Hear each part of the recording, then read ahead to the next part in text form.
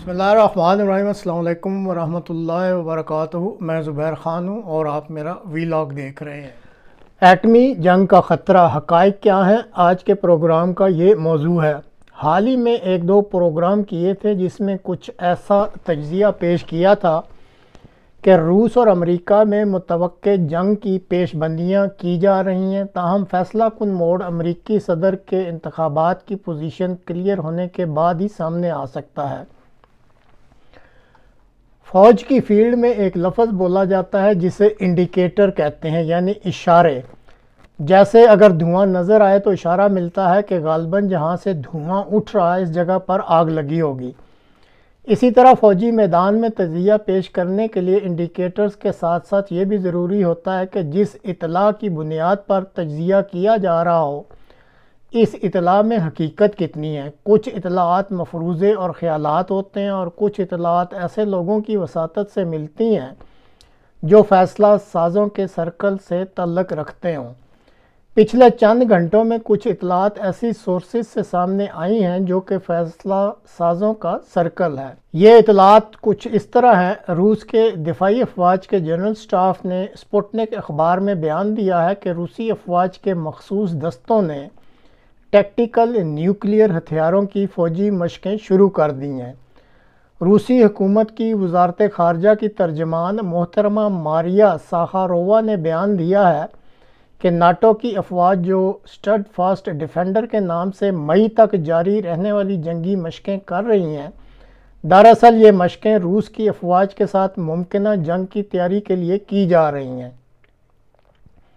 Italy کے انتہائی معتبر اخبار لا ریپبلکا نے آج ہی خبر دی ہے کہ اگر روسی افواج نے کسی ناٹو ملک کی فوج سے چھیڑ چھاڑ کی یا بیلاروس کی طرف سے یوکرائن میں داخل ہونے کی کوشش کی تو ناٹو افواج کی بڑی تعداد یوکرائن میں داخل ہو جائے گی۔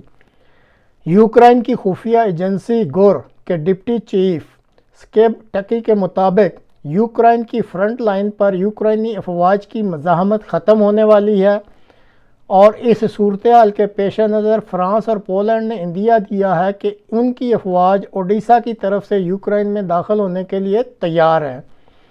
یوکرائن کے وزیر اعظم ڈینس شمیال نے بھی ابھی بیان دیا ہے کہ فرنٹ لائن پر پسپائی کے پیش نظر ناٹو سے یوکرائن میں مداخلت کی درخواست کر دی گئی ہے۔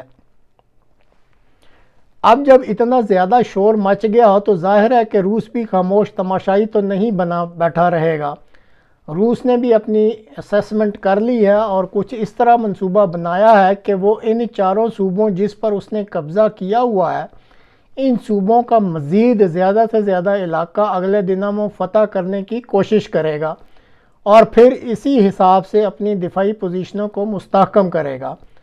روسی افواج کے منصوبہ کے مطابق اگر ناٹو افواج 1,00,000 کی تعداد میں یوکرائن میں داخل ہوتی ہیں اور دریائے ڈنیپر کو کراس کر کے وہ اس دریا کے مشرقی کنارہ پر روسی دفاعی پوزیشنوں پر چھیڑ چھاڑ کرتی ہیں یا حملہ کرنے کی کوشش کرتی ہیں تو روس اپنی پوزیشنوں اور اپنی افواج کے دفاع میں ٹیکٹیکل نیوکلیئر ہتھیار استعمال کرے گا۔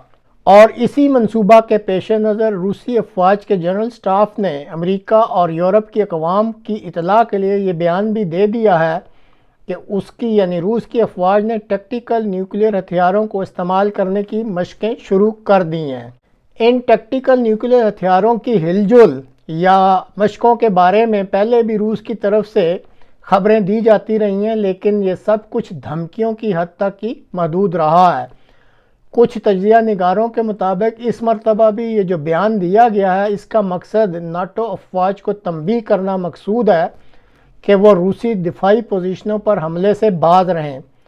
تاہم اس سارے معاملہ میں اس وقت یوکرائن کی جو موجودہ دفاعی لائنیں ہیں ان کو بہت اہمیت حاصل ہو گئی ہے۔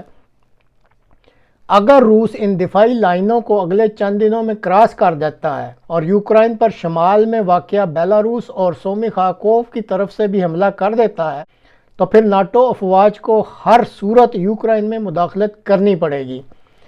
اس مداخلت کے بعد یہ دیکھا جائے گا کہ نیٹو افواج روس کی افواج کے ساتھ کس قسم کی چھیڑ چھاڑ کرتی ہیں اور کیا وہ آگے بڑھ کر روسی افواج پر حملے بھی کرتی ہیں یا نہیں، اور اگر نیٹو افواج نے دریائے ڈنیپر کو کراس کر کے روسی افواج سے چھیڑ چھاڑ شروع کر دی اور اس کی دفاعی پوزیشنوں پر حملے کرنے شروع کر دیے تو پھر بہت ممکن ہے کہ روس اپنی دفاعی پوزیشنوں اور فوج کو بچانے کے لیے ٹیکٹیکل نیوکلیئر ہتھیار استعمال کرنے شروع کر دے، اور اگر ایک دفعہ ان ٹیکٹیکل نیوکلیئر ہتھیاروں کا استعمال شروع ہو گیا تو پھر اللہ ہی بہتر جانتا ہے اس کے نتائج کیا نکلیں گے۔